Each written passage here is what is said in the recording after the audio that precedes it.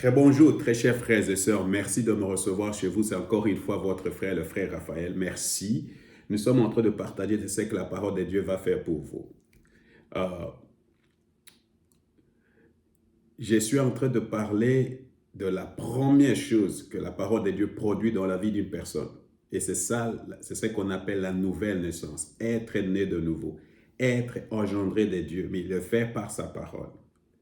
Alors, comment cela se passe? Ça se passe par la repentance.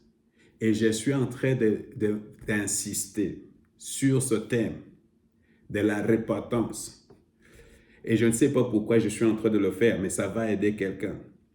Je n'ai pas peut-être assez défini ce que c'est la repentance, mais toi-même, en lisant la parole, en priant, ou même en écoutant beaucoup d'autres vidéos, même en faisant, maintenant tu peux même aller sur Google et chercher c'est quoi la repentance.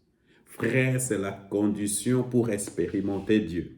C'est la condition pour expérimenter le pardon de Dieu, pour expérimenter la délivrance de Dieu, pour recevoir la foi solide, pas une foi qui monte et qui descend. C'est la condition pour marcher avec Dieu, parce que Dieu est le péché, il n'aime pas le péché. Et le péché est pour Dieu comme l'eau est pour l'huile, et le péché est pour Dieu comme l'eau est pour le feu. Il n'aime pas ça. Alors la première des choses qu'il faut faire, il faut changer sa façon de penser. Et il faut prendre une décision de changer sa façon de penser et de conformer ses attitudes et ses comportements par rapport à la parole de Dieu. C'est ce qu'on appelle repentance. Alors la vraie repentance, c'est un moment de vérité où tu te vois toi-même comme Dieu te voit. Alors, je vais te montrer, par exemple, comment quelqu'un dans la Bible s'est repenti. Et c'est le modèle qu'il faut suivre. Alors, la Bible dit ceci.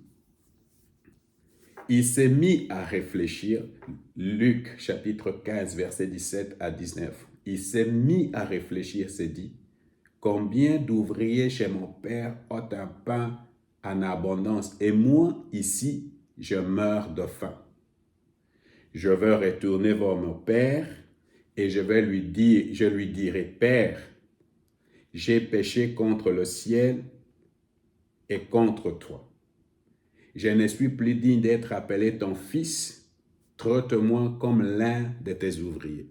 Alors ce garçon est rentré à lui-même et il réalise que vraiment la vie qu'il est en train de mener, ce n'est pas la vie que son père, Dieu notre Père, avait prévue pour moi.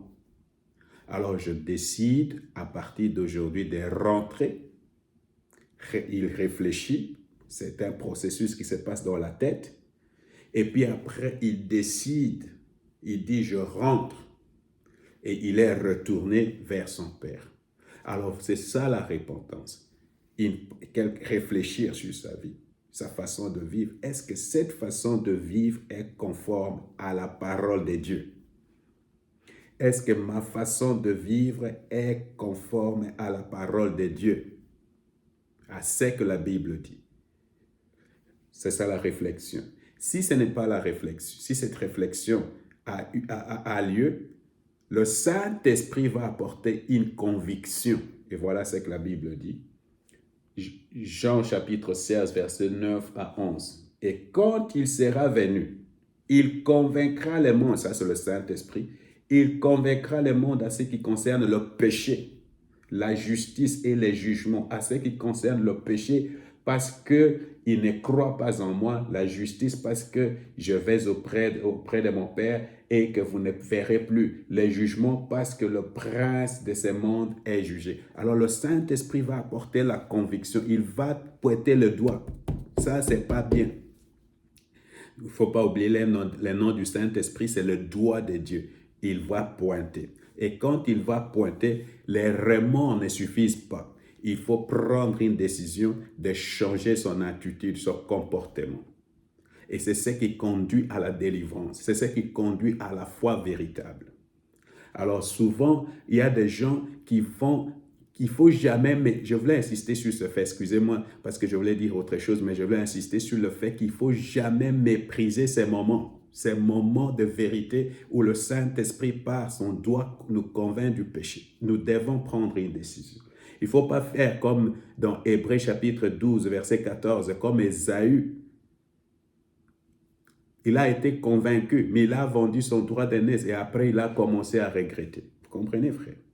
Alors c'est pourquoi aujourd'hui, tu dois prendre une décision de rentrer chez ton Père. Il va te recevoir avec ses deux mains ouvertes parce qu'il t'aime. Et c'est là que tu vas expérimenter la joie et l'amour de Dieu. Parce qu'il va t'embrasser, il va te donner de baisers et des choses comme ça. Vous comprenez, frère? Vous comprenez, sœur? Aujourd'hui, il faut te repentir. Que le Seigneur te bénisse.